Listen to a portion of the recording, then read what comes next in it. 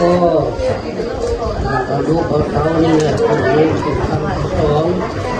ลูกที่สองที่นี่แหละก็คือก็เราเรียนเอาเงินหลักที่เอา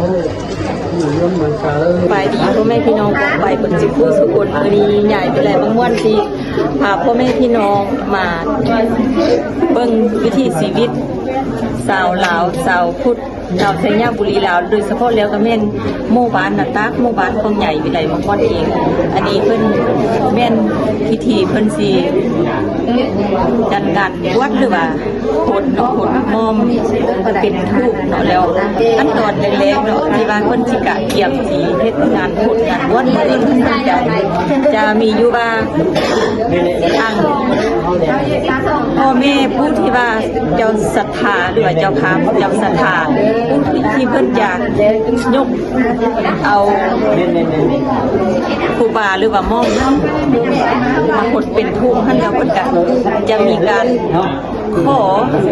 อจักพ่อแท้แม่แท้พ่อ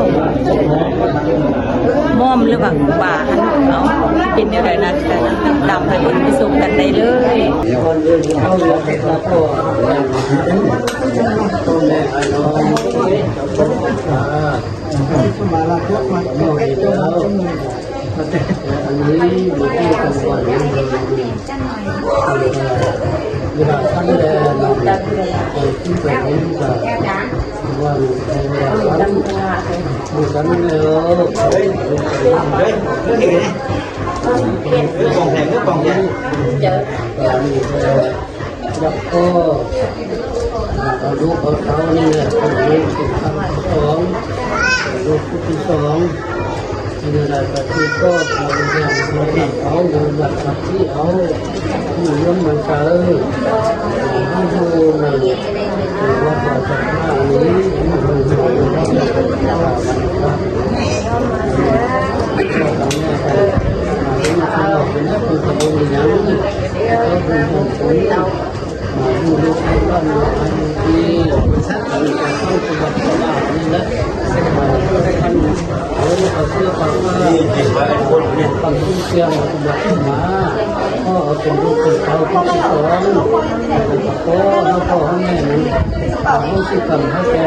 มาข้าพเจ้าเนาะคนดูนะวัดศาสนามันคงขนมแกงและที่เอาคนบ้านคนเมืองต่อไปแล้วก็ที่บุญบ้านเนาะแล้วก็โฆษณา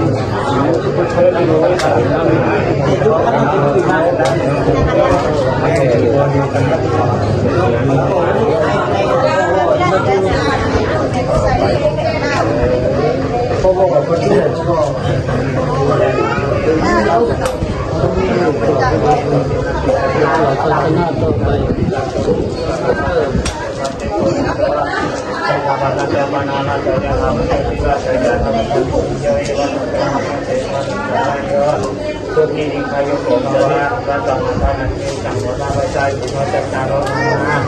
มรณะทิอายุวันสุขภาระนิสังนิพพานังโมหังเลยเดี๋ยวมาจุบุยเนาะเนี่ยเราอยู่ลงไปที่ลงไปแล้วคนลงมาพี่ไอ้ที่เราจอเราคนว่าคนว่าโอ้โหเกิดกัน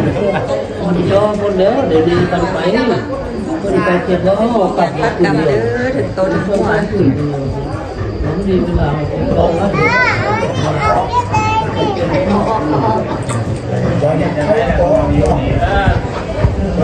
คนใหญ่อยู่ที่นั่นเดี๋ยวหรอจ้าหรอคนเขาไม่ลงเสาดอกบัวแต่เพราะว่าแล้วมาที่ปวดว่าเขาไปข้ามไหนก็เลยไปไปกันน่ายาวอย่างแต่เลยถ้าไปเอามาไปโหดเรื่องกันที่ไปเลย ไปก็ว่ากันนะโอ้ย เจ้าเรื่องไปนี่ไปยอมไปไหนไปยอมพ่อยอมแม่ยอมมันยอมพ่อไปไหน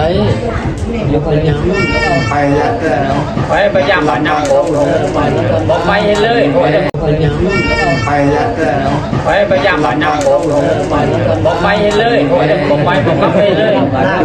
เจ้าทำนี่ดีมาก คือว่าอะไรเยอะเล็กหน่อยมุ้งไม่หนาวัดกันบานกันแหละเล็กหน่อยผมมันตัวอะไรมัน ตู้โฮเดมูนาเขาบานบอก มาหลายปีอยู่แล้ว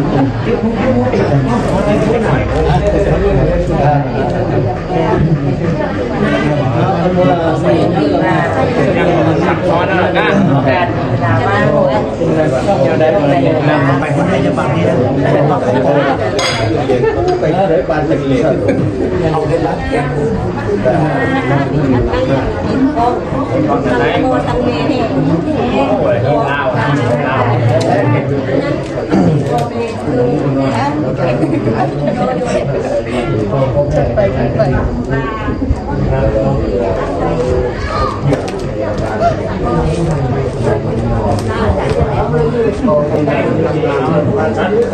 ล้วตัวนี้มันคือลงล่างมัน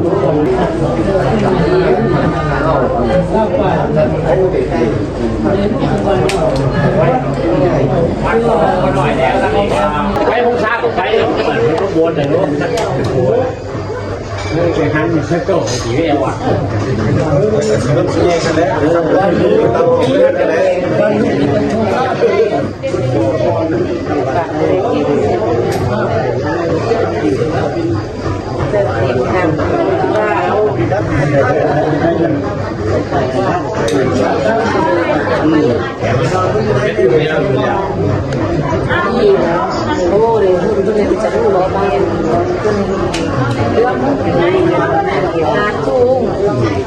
เอาดีเลยนะข้าวพอมาชิมด้วยข้าวพี่ก็จะเงินดำเลยพี่ข้าวดีข้าวดีที่อย่างนี้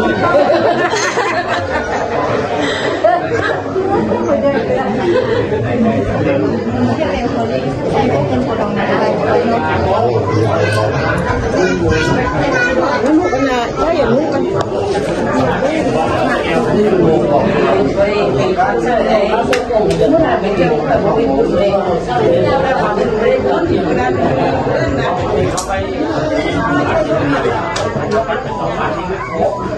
เอามาวันนี้คือสิพ่อจบคลิปนี้ลงคลิปนี้ไว้เพียงสำนีขอบใจเด้อที่ติดตามตั้งแต่ต้นจนจบ